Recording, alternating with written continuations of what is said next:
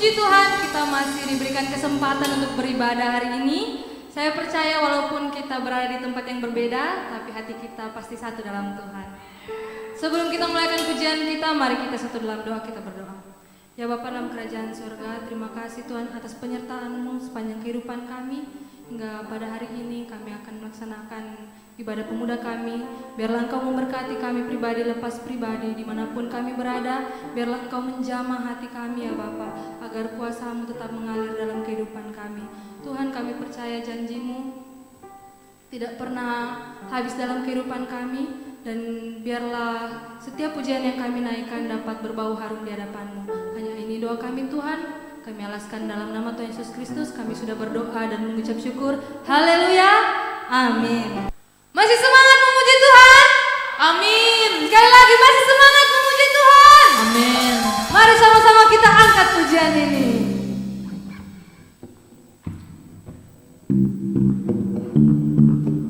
Mari sama-sama kita tepuk tangan untuk Tuhan kita.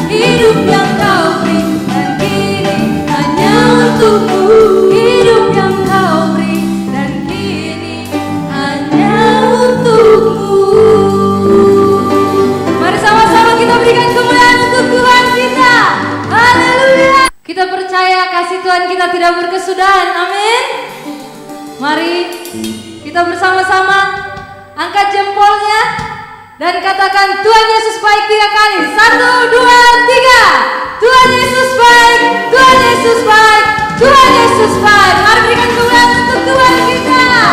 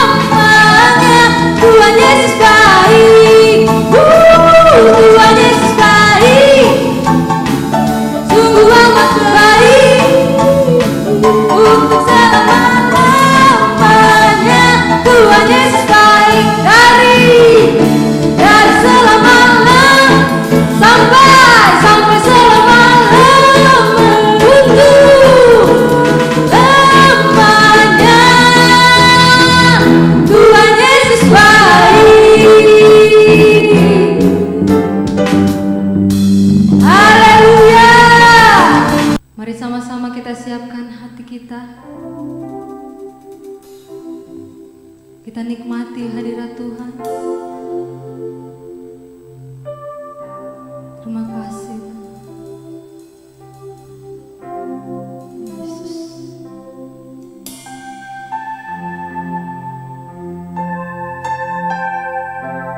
Kasih Yesus.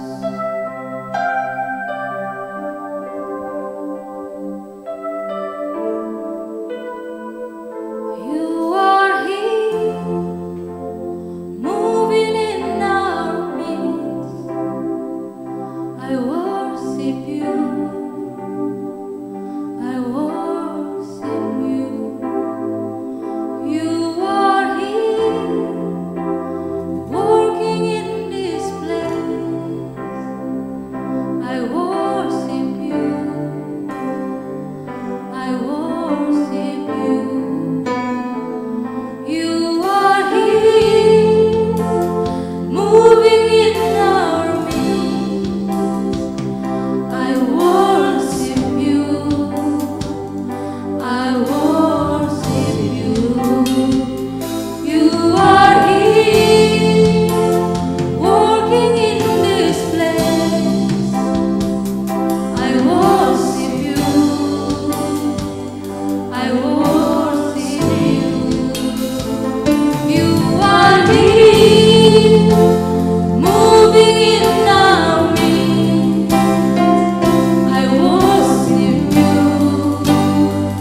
I worship you.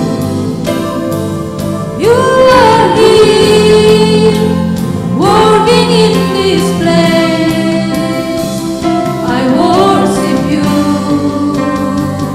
I worship you. Waymaker, miracle worker, promise keeper, light in the darkness.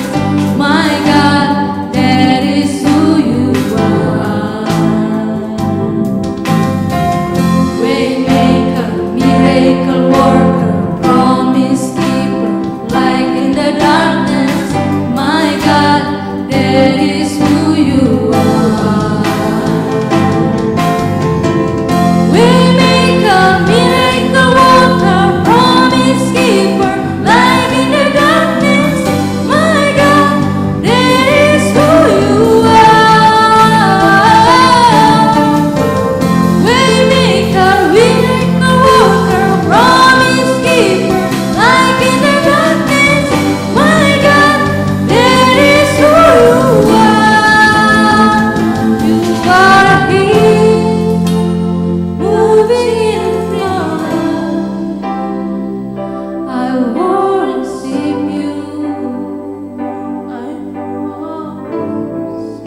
You are here, healing every heart.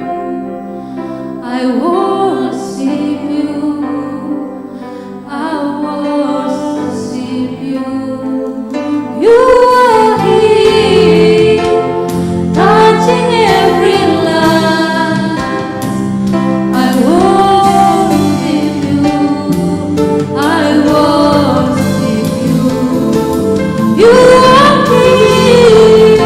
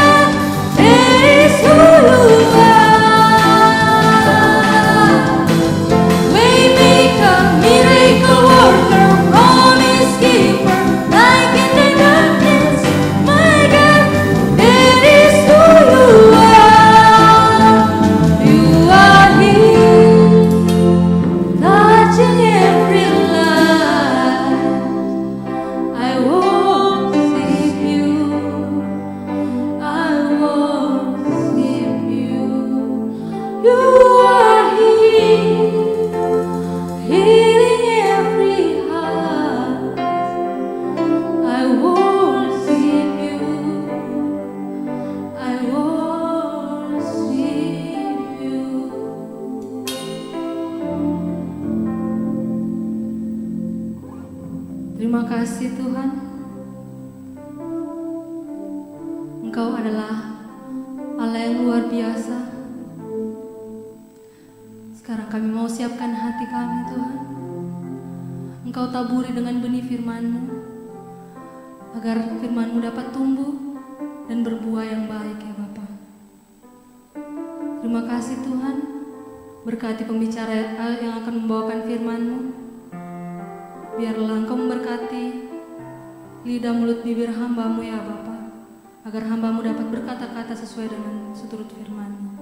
Hanya ini doa kami Tuhan, dalam nama Tuhan Yesus Kristus, haleluya, amin. Shalom, rekan-rekan kaum muda yang diberkati Tuhan. Senang rasanya dapat berjumpa kembali, walaupun hanya secara online. Saya percaya hadirat Tuhan ada di tengah-tengah kita. Sebelum saya membagikan kebenaran firman Tuhan, mari kita lihat bersama-sama ada beberapa rekan-rekan kita yang akan menyaksikan kasih Tuhan melalui kehidupan mereka dan bagaimana mereka menghadapi masa karantina sekarang ini.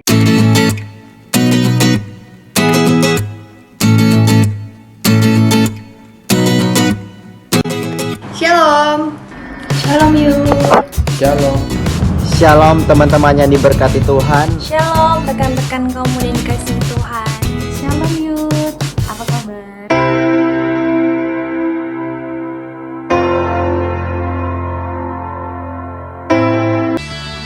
Saya sangat berterima kasih sama Tuhan. Tuhan masih menjaga saya, melindungi saya, memberikan kesehatan kepada saya sampai saat ini. Saya percaya juga teman-teman di rumah sama merasakan hal yang saya hadapi saat ini, penyertaan Tuhan yang sungguh luar biasa dalam kehidupan teman-teman. Dampak COVID-19 bagi pribadiku, terutama dampaknya bagi pekerjaan. Pada tanggal 2 April yang kemarin, saya itu kami semuanya dipanggil. Ada beberapa orang, sekitar 8 orang dipanggil owner untuk general meeting, dan di situ owner beritahu bahwa kami sebagian pekerja mau tidak mau harus dirumahkan untuk waktu yang belum bisa ditentukan karena dampak dari COVID-19. Di tempat kerja saya pun pengunjung semakin berkurang, malah nyaris tidak ada karena dampak dari COVID-19. Event besar pun dibatalkan. Bagaimana perasaan dan sikap saya menghadapi masa karantina? Terus terang, perasaan pasti bosan. Ya, bosan sekali. Semua sudah dibikin. Tidur, sudah nonton, sudah bersih-bersih, sudah apa. Tapi yang namanya juga makhluk sosial ya butuh berinteraksi dengan sesama. Walaupun berinteraksinya lewat chat atau lewat apa, tetap kayak butuh untuk bertemu, bertatap langsung, untuk menyampaikan unek-unek, untuk bercerita. Itu bagi saya butuh sekali. Jujur sebenarnya hati sangat sedih. Untuk awal-awal kami tidak bekerja, kami tidak mendapatkan uang, kami nganggur di rumah, bingung mau ngapain. Pertama-pertama sih ada rasa putus asa, tapi puji Tuhan, Tuhan melawat. Kalau ditanya bagaimana perasaan saya selama masa karantina ini, ya bagaimana ya, saya juga mengalami yang namanya stres, bosan, terus rasanya kapan ini bisa berakhir, kapan ini akan berakhir, seperti itu kan. Tapi saya mau belajar untuk menyingkapi masa karantina ini dengan belajar untuk lebih mengandalkan Tuhan.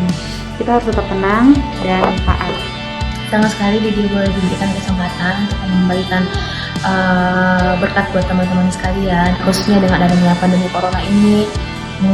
Dia pribadi dan keluarga itu merasa bahwa benar-benar Tuhan itu menyertai kita gitu loh.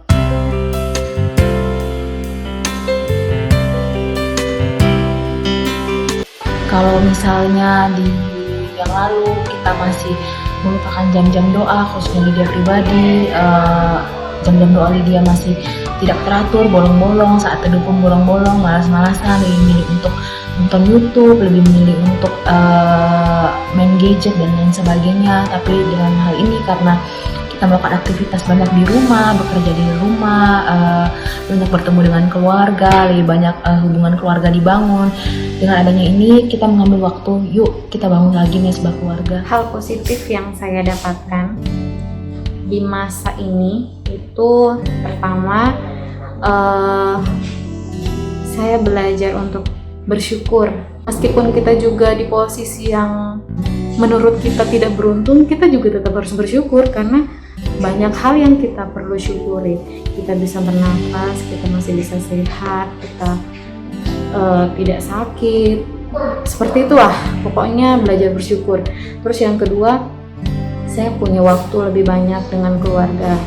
Meskipun saya di kantor masih bekerja, tapi ada juga kebijakan-kebijakan dari kantor seperti jam kantor yang tidak full. Kita juga tetap harus WFH, work from home. Itu untuk membatasi kepadatan penduduk di dalam kantor. Seperti itu. Terus yang ketiga, hal positifnya lebih ke melatih diri supaya lebih dekat sama Tuhan. Apa sih hal positifnya? Kalau menurut aku ada 2 garis besar, yaitu dari sisi rohani dan sisi jasmani maupun jiwani. Overall sih semuanya tentang punya banyak waktu dalam hal apapun untuk belajar. Khususnya ya untuk kita yang lagi dirumahkan atau sedang WFH. Banyak waktu tuh bisa bilang banyak banget. Kalau dari sisi rohaninya ya, kita punya banyak waktu untuk belajar bersyukur. Kadang kita lupa dengan kesibukannya kita kalau Allah itu sebenarnya sudah melakukan banyak kebaikan, pertolongan maupun mujizat di hal-hal kecil. Kita masih bisa bernafas, kita masih aman, kita masih sehat. Nah, kadang kita selalu bersyukur untuk hal-hal kecil seperti ini. Dan kita juga punya banyak waktu, misalnya membangun mesbah keluarga. Masing-masing orang kadang punya kesibukan masing-masing, tapi dengan kita dirumahkan atau di WFH, semua anggota keluarga yang di rumah itu mungkin jadi punya waktu untuk berkumpul di jam-jam tertentu dan kita bisa bangun mesbah keluarga di jam tersebut. Nggak perlu 2 jam atau seharian, tapi cukup setengah jam atau 1 jam aja kita menyempatkan waktu bersama untuk berdoa bersama dan mendekatkan diri sama Tuhan. Lalu kita juga bisa belajar mendisiplinkan diri. Misalnya, di mana Alkitab kamu? Nah, kamu bisa cari Alkitabmu, belajar untuk membaca kembali, belajar untuk saat teduh kembali. Memang sih susah karena kita kebanyakan cenderung malas atau cenderung mager, tapi stop, itu harus didisiplinkan dan belajar untuk mendekatkan diri kembali. Saya saat ini hal positif yang bisa saya ambil pada saat masa karantina ini, lebih tahu potensi diri saya itu bagaimana gitu, lebih bisa memfokuskan pribadi kita kepada Tuhan, bagaimana selama ini kita hidup, bagaimana selama ini kita melakukan firman-Nya, dan juga kita bisa pertama juga yang selanjutnya mungkin kita juga bisa bantu orang tua, kita lebih banyak spend waktu sama orang tua, jadi dan lain-lain. Saya pun mendapat hal-hal positif untuk kehidupan pribadiku. Yang pertama, ketika saat bekerja, saya memang dulu bekerja, kami jarang mempunyai waktu berdua karena kadang ketemunya cuma malam, atau kadang kalau saya shift 2 ketemunya cuma pagi, itu pun sebentar, ketemunya cuma pas tidur, bangunnya udah pergi kerja lagi. Nah, sekarang lebih banyak waktu untuk kayak bercerita, bertukar pikiran, saling berbagi saran. Itu lebih banyak waktu untuk keluarga, jujur. Yang kedua, karena sering bekerja, akhirnya rumah pun tak terurus. Sudah banyak sarang laba-laba, perabotan-perabotan kayak buffet sudah abu. Jadi dengan adanya masa karantina, saya pun akhirnya mulai satu persatu membersihkan segala sesuatunya, mulai dari rak sepatu, mulai dari buffet, mulai dari atap-atap dinding, semuanya saya bersihkan. Ya mau tidak mau daripada bosan di rumah. Yang ketiga, saya mempunyai banyak waktu untuk Tuhan, yang di saat-saat bekerja saya jarang berdoa. jarang baca Alkitab. Pokoknya saya jarang menyempatkan waktu untuk Tuhan. Sekarang saya sudah mempunyai waktu lebih banyak, walaupun jujur saja dengan adanya masa karantina ini, iblis memang mencari-cari kesempatan. Kadang malah dengan adanya waktu yang banyak, saya kadang lupa sama Tuhan. Tapi Roh Kudus sebagai Roh penolong selalu mengingatkan saya untuk tetap terus membangun hubungan pribadi dengan Tuhan.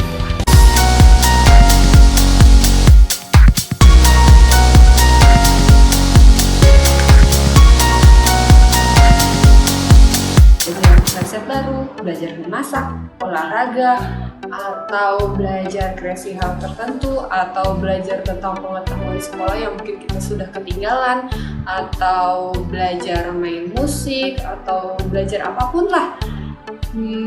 Selain belajar, kamu juga bisa melakukan berbenah diri. Berbenah diri dalam arti introspeksi diri, merenung kamu kekurangannya apa, kelebihannya apa, jadi bisa dikembangkan dari situ. Atau kamu juga bisa berbenah rumah. Coba lihat rumah sekitarmu seperti kata Firman di minggu lalunya.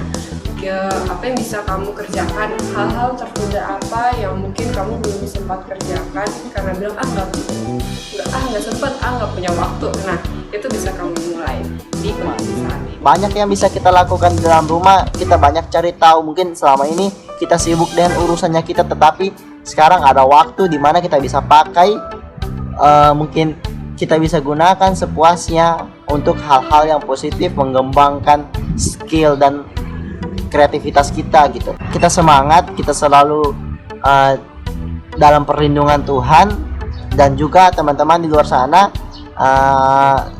kita saling mendoakan. Yuk kita doa lagi sama-sama, kita berdoa, kita jangan cuma mementingkan diri kita sendiri, ada loh orang di luar sana gitu loh.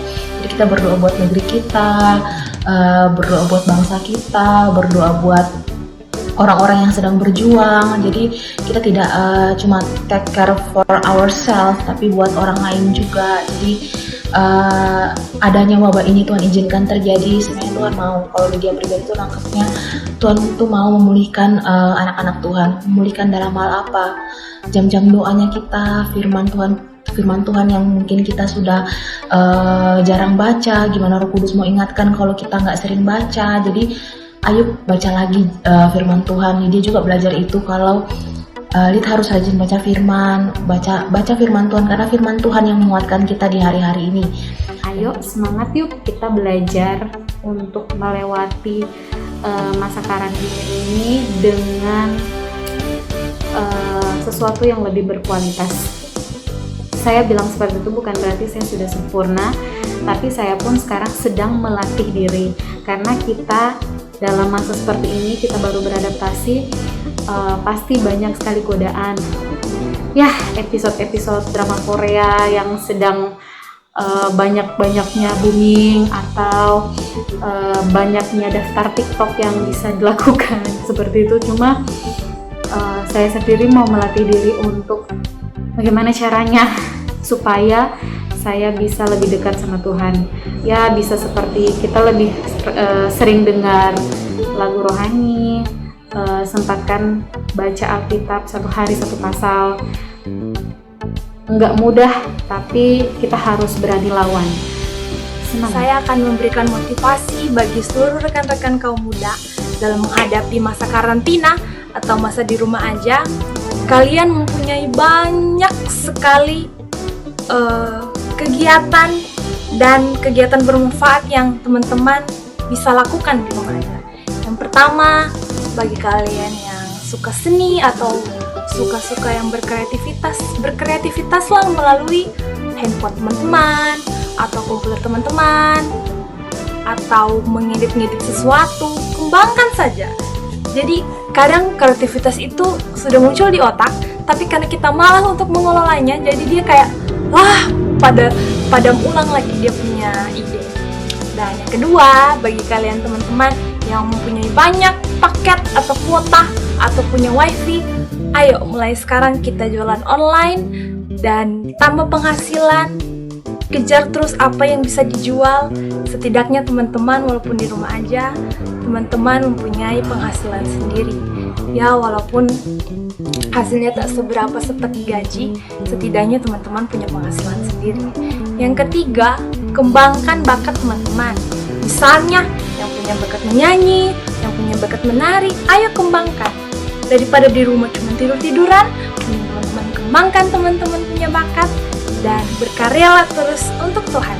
Teman-teman bisa tetap semangat, tetap berdoa, tetap berjuang, berbuat yang terbaik untuk Tuhan, tetap jaga kesehatan. Percayalah, Tuhan terus akan menyertai kita, melindungi kita sampai Tuhan akan kembali.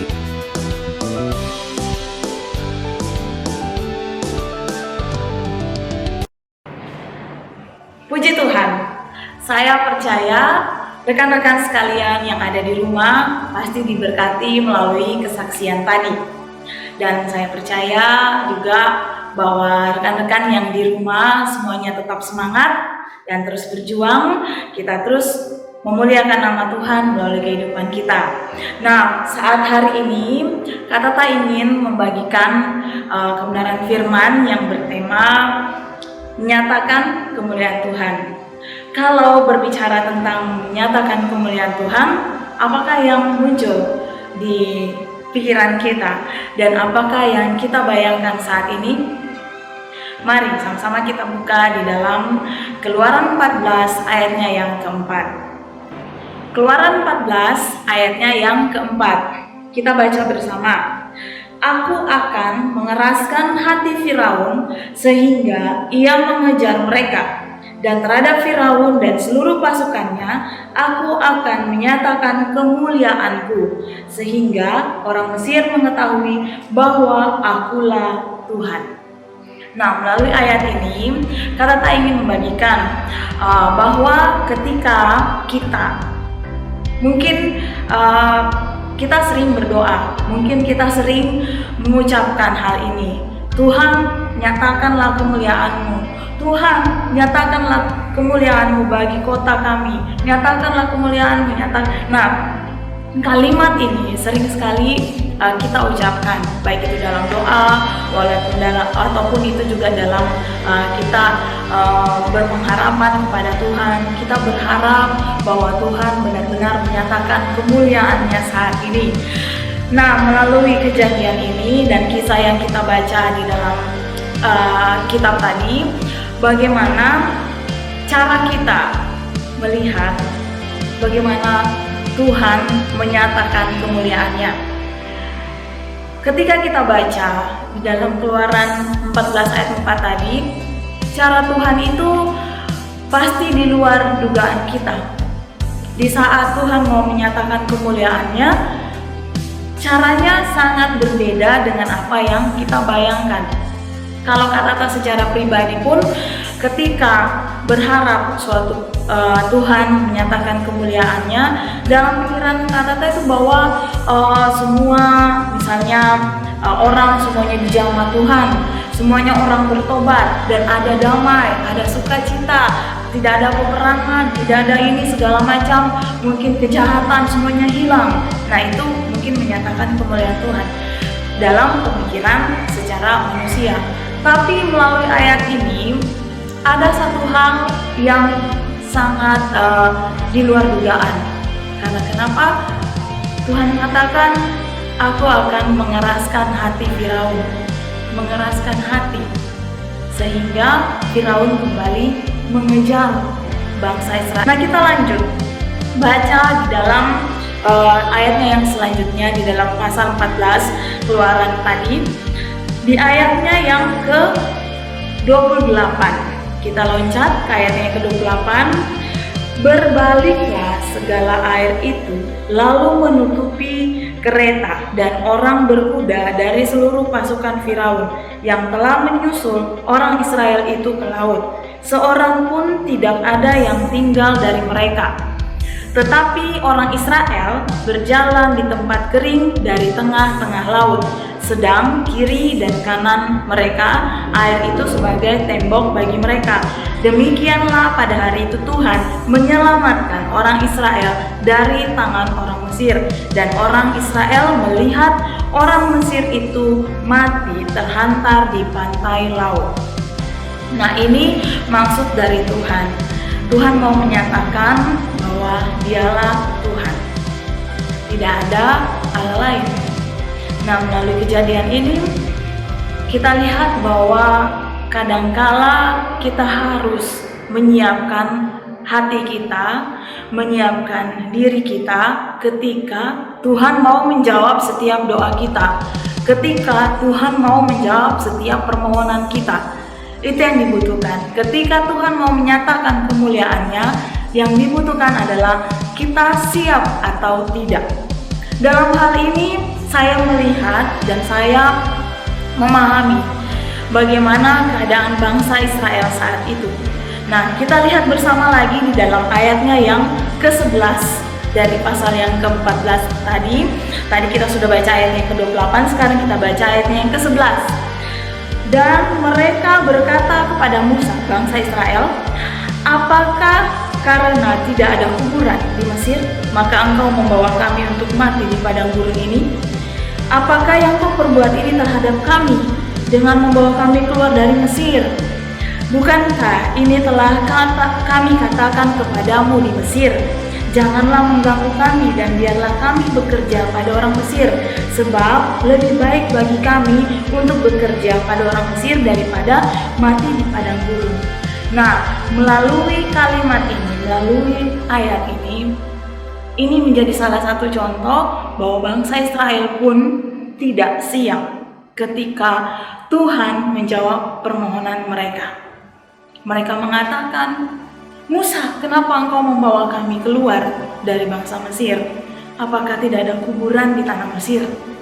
Kau ingin membuat kami mati di padang gurun ini? Nah, ini menjadi salah satu bentuk sikap yang dimiliki bangsa Israel dan menandakan bahwa mereka tidak siap untuk melihat Tuhan menyatakan kemuliaannya. Nah, untuk saat sekarang ini, apa yang sedang kita doakan untuk bangsa kita? Apa yang sedang kita doakan untuk diri kita pribadi? Apa yang sedang kita doakan untuk keluarga kita? Apa yang sedang kita doakan untuk gereja kita? Tuhan pasti akan menjawab setiap doa kita.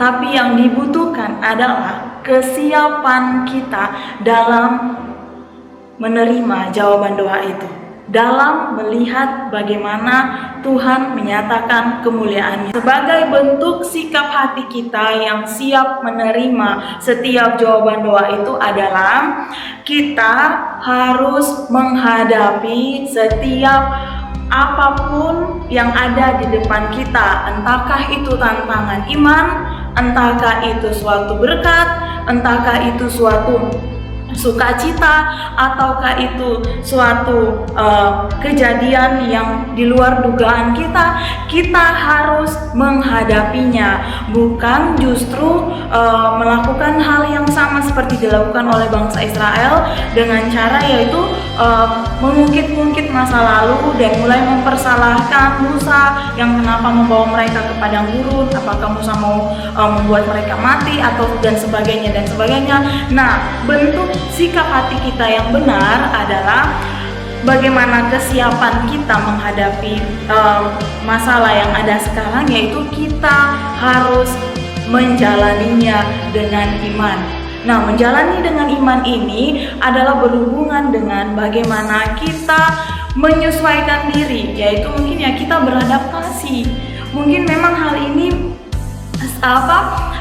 hal yang baru yang kita jalani dan semua pergerakan kita pun menjadi hal yang baru juga yang kita lakukan, dan banyak hal yang kita lakukan seperti disaksikan oleh beberapa rekan kita tadi bahwa sebelumnya yang mereka belum pernah lakukan mereka harus lakukan saat ini, sebelumnya mungkin sudah kendor mereka harus kuatkan saat ini. Nah, itu menjadi satu bentuk bagaimana sikap hati kita yang benar-benar siap menerima jawaban doa ini, bukan justru lesu, lemah, hilang harapan, terus mengatakan, kenapa harus ini terjadi, ini segala macam, terus menyalahkan orang lain. Bukan seperti itu, karena hal itulah yang dilakukan oleh bangsa Israel. mereka menyalahkan Musa dan mereka mulai hilang harapan. Padahal sebenarnya melalui apa yang mereka alami, Tuhan sedang bekerja di dalamnya. Tuhan mau menyatakan kemuliaannya. Nah, di ayat yang ke-29 tadi, bagaimana Tuhan benar-benar menyatakan kemuliaannya. Bangsa Israel melihat dengan mata mereka bagaimana Tuhan bekerja memusnahkan bangsa Mesir, pasukan bangsa Mesir saat itu. Nah, jadi saat sekarang ini, kuatkanlah hati kita dan siapkanlah diri kita. Dengan iman, kita hadapi bersama apa yang sedang terjadi saat ini. Kita hadapi, kita berjuang, dan jangan sampai iblis mengambil celah dan iblis mengambil keuntungan sehingga membuat iman kita goyah dan membuat kita semakin jauh dari Tuhan dan membuat kita tidak berpengharapan kepada Tuhan dan mulai kita menyalahkan orang lain. Nah, hal itu jangan sampai terjadi terhadap kita. Tapi justru kita harus benar-benar menyiapkan dan kita benar-benar berjuang untuk menghadapi masalah ini, yaitu pandemi yang sedang terjadi menjadi satu ujian bagi kita, menjadi satu tantangan iman buat kita, bagaimana sikap hati kita dalam menjalaninya. Nah, kita tidak pernah tahu apakah Tuhan sedang merencanakan sesuatu, yaitu mau menyatakan kemuliaannya melalui peristiwa ini. Saat ini, mari kita kuatkan hati kita dan buatlah diri kita siap untuk menerima setiap jawaban doa yang Tuhan berikan bagi kita. Tuhan Yesus memberkati. Mari kita berdoa. Terima kasih Bapa, terima kasih Tuhan Yesus, terima kasih Roh Kudus, karena anugerah-Mu Tuhan kami ada sekarang, dan semuanya Tuhan kami percaya penyertaan-Mu tetap sempurna bagi kehidupan kami. Terima kasih Tuhan buat kebenaran firman-Mu, dan biarlah Tuhan dengan firman-Mu terus tertanam di dalam setiap hati kami Tuhan, sehingga terus berakar, bertumbuh, dan terus menghasilkan buah yang menyenangkan hati-Mu Tuhan. Terima kasih Tuhan, Kau bawa kehidupan kami dimanapun kami berada saat ini Tuhan. Kiranya kami terus menjadi berkat Tuhan dan terus mempermuliakan nama-Mu, dan kami siap Tuhan untuk menyatakan kemuliaan-Mu dalam kehidupan kami dan setiap apapun juga Tuhan yang menjadi jawaban doa kami. Buatlah kami Tuhan untuk siap menerima semuanya Tuhan. Terima kasih Tuhan, Engkau Allah yang baik, Engkau Allah yang penuh kasih. Berkati setiap kami Tuhan, apapun yang kami kerjakan, usaha semuanya Tuhan Engkau berkati, tutup bungkus dengan kuat kuasa-Mu Tuhan. Dan kami serahkan seluruh kehidupan kami untuk semakin lebih lagi di dalam Engkau. Terpujilah nama-Mu Tuhan, berkati juga bangsa kami Tuhan, bangsa Indonesia. Kiranya Tuhan Engkau pulihkan semuanya Tuhan yang terbaik Engkau sediakan bagi bangsa kami. Dan kiranya Tuhan dalam menghadapi masa pandemi ini Tuhan, kekuatan terus Engkau curahkan bagi setiap kami Tuhan, dan juga hikmat-Mu dan juga kesehatan terus Engkau tambahkan bagi kami Tuhan. Terima kasih Tuhan, yang berbeban berat Tuhan Engkau pulihkan, Engkau ubahkan di dalam nama Tuhan Yesus Kristus. Terima kasih Tuhan, dan kiranya penyertaan-Mu tetap sempurna dalam kehidupan kami. Kami bawa seluruh kehidupan kami Tuhan untuk Engkau pakai lebih lagi di dalam Engkau. Terima kasih Tuhan, inilah doa kami, hanya di dalam nama Tuhan Yesus Kristus kami berdoa. Haleluya, amin.